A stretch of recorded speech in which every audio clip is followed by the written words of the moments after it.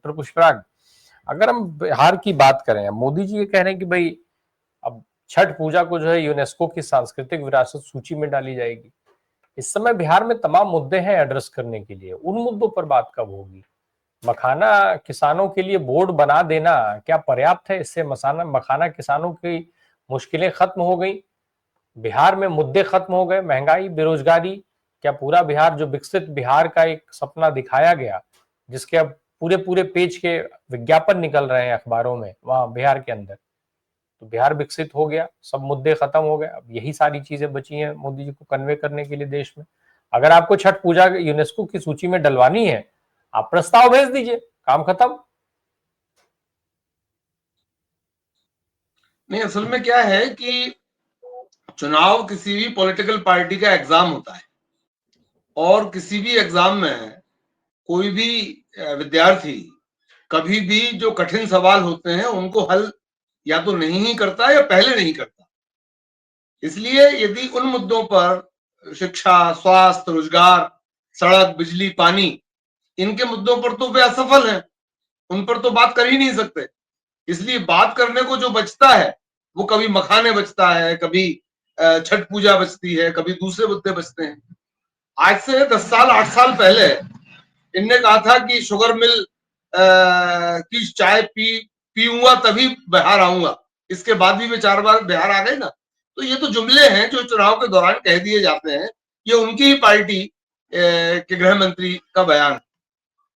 दूसरा, जहां तक पीके के प्रशांत किशोर के 20,000 करोड़ पर का आरोप है, तो एक बात तो मुझे ये लगती है कि प्रशांत किशोर जैसी पार्टी को, जिसकी सरकार बनने की कतई गुंजाइश और संभावना नहीं है, सिर्फ एक मुद्दे पर हाँ भराने के लिए 20,000 करोड़ रुपए कोई देने वाला नहीं है। मुझे इस पर विश्वास कम होता है।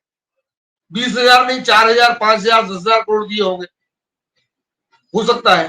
तो मेरा कहना यह है कि कारपोरेट घरानों से, शराब माफिया से, आपराधिक पृष्ठभूमि के लोगों से चंदा लेकर चुनाव लड़ने के आरोप तो तमाम सारी पॉलिटिकल पार्टीज पर रहे ही हैं, सिर्फ प्रशांत किशोर ही नहीं।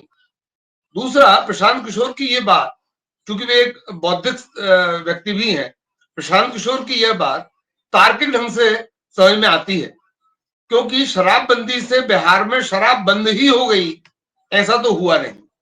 अभी चोरी छुपे शराब आ रही है और उसका टैक्स सरकार को भी नहीं मिल रहा। जैसे इस पूरे देश में स्मैक बंदी है, ड्रग्स की बंदी है, अपराधों की बंदी है, इसके बाद भी अपराध हो रहे हैं, इसके बाद भी स्मैक बिक रही है, इसके बाद भी ड्रग्स युवा ले रहे हैं। इसलिए प्रशांत किशोर की इस बात को मैं जिस तरह से देखता हूं, क्योंकि आज प्रशांत किशोर ने जो बात कही है, बौद्धिक हलकों में ये बातें बहुत पहले से थी कि शराबबंदी से वहां पर शराब की कालाबाजारी बढ़ी है और जिसका लाभ अल्टीमेटली सरकार को मिल नहीं रहा है। हाँ, इसमें एक बात है कि इससे प्रशांत किशोर को नहीं, पूरे विपक्ष को नुकसान होने वाला है इस स्टेटमेंट से। भारतीय जनता पार्टी और नीतीश कुमार पूरे चुनाव प्रचार में महिलाओं को इस बात से, महिला वोटर्स को इस बात से कन्विंस करने की कोशिश करेंगे कि यदि ये सरकार नहीं आई तो शराबबंदी हट जाएगी। जैसा कि प्रचारित है कि महिलाओं की का समर्थन नीतीश कुमार को और भारतीय जनता पार्टी को बिहार में रहता है शराबबंदी के कारण, तो महिला वोटर्स को इस बात पर, इस आधार पर डराया जा सकता है कि यदि ये सरकार नहीं रही तो शराबबंदी हट जाएगी, क्योंकि प्रशांत किशोर के मुंह से कही हुई किसी भी बात को भारतीय जनता पार्टी नीतीश कुमार विपक्ष के मुंह से कही हुई बात की तरह से प्रचारित करेंगे और वहां के वोटर्स को प्रभावित करेंगे।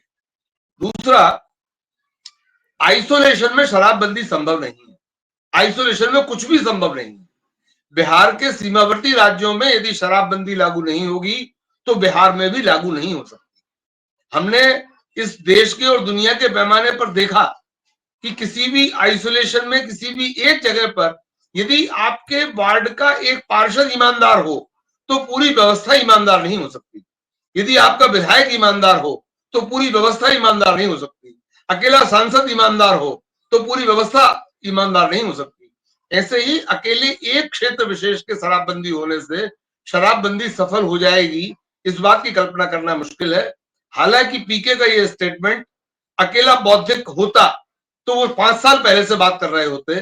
चुनाव के दौरान होने का मतलब है कि वे, मुझे जो जिस तरफ इशारा लगता है कि वो भारतीय जनता पार्टी से मैनेज्ड हैं, भारतीय जनता पार्टी के इशारे पर उन्हें फंडिंग की गई है, चाहे वो किसी की तरफ से की गई हो, इस बात के लिए कि आप इस मुद्दे को उठाइए और पीके के मुंह से कही हुई बात को पूरे विपक्ष की आइडियोलॉजी कह देना भारतीय जनता पार्टी और नीतीश कुमार के लिए लाभ का सौदा होगा। जी डॉक्टर पुष्पराज, जो अभी शार्दुल भाई ने कहा, इस तरीके का जो माहौल है, ये माहौल बिहार के लिहाज से कितना जरूरी है, कितना सही है?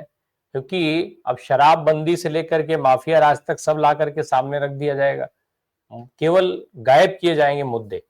क्या मुद्दों को ढकने के लिए सारी चादरें बनाई जा रही हैं? आपस की जूतम पैजार सिर्फ दिखावा है, असल में विपक्ष को किनारे रखना है केवल, कि चर्चा में भाजपा रहे और प्रशांत किशोर रहे, पूरा विपक्ष, इनफैक्ट जेडीयू भी, सत्ता में बैठी हुई जेडीयू को भी चर्चा से बाहर कर दिया जाए। ये सारा खेल यही चल रहा है।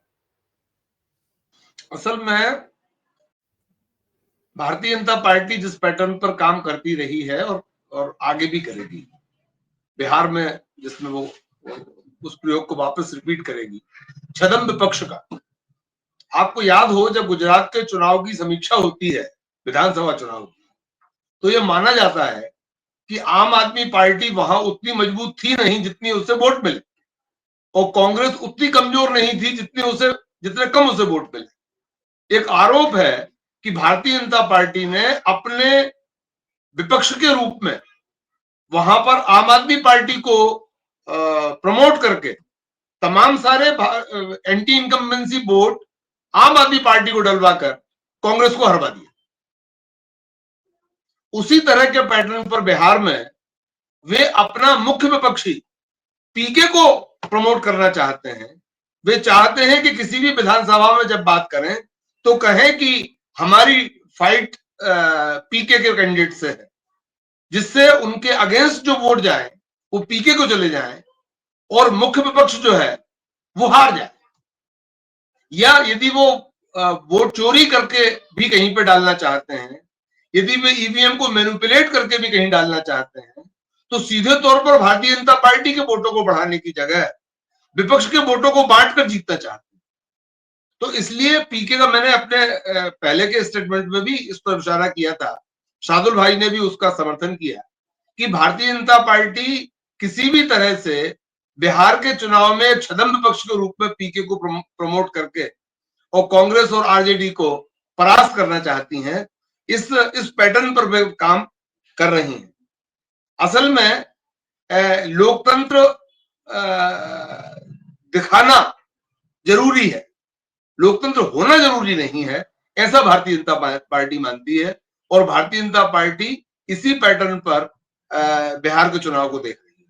वो ऐसे किसी भी मुद्दे को नहीं छेड़ती जिसके आरोप पीके पे लगते हों, या पीके ऐसा कोई मुद्दा नहीं देखते जिनका आरोप भारतीय जनता पार्टी पे लगता हो।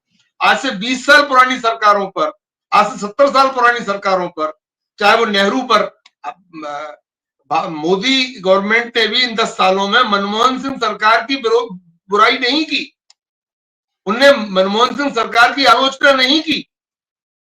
उनने हमेशा जब भी आलोचना की, नेहरू की आलोचना, क्योंकि हम इस सदन में उपस्थित लोग नेहरू के कार्यकाल को देखा ही नहीं, हमने सिर्फ कागजों में पढ़ा है, किताबों में पढ़ा है, हमने मनमोहन का कार्यकाल देखा है।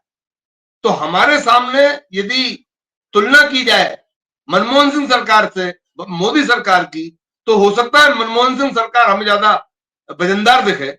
इसलिए एक ऐसी काल्पनिक सरकार से तुलना कर दो मोदी सरकार की, जिसका कि कोई आज की तारीख में वजूद नहीं।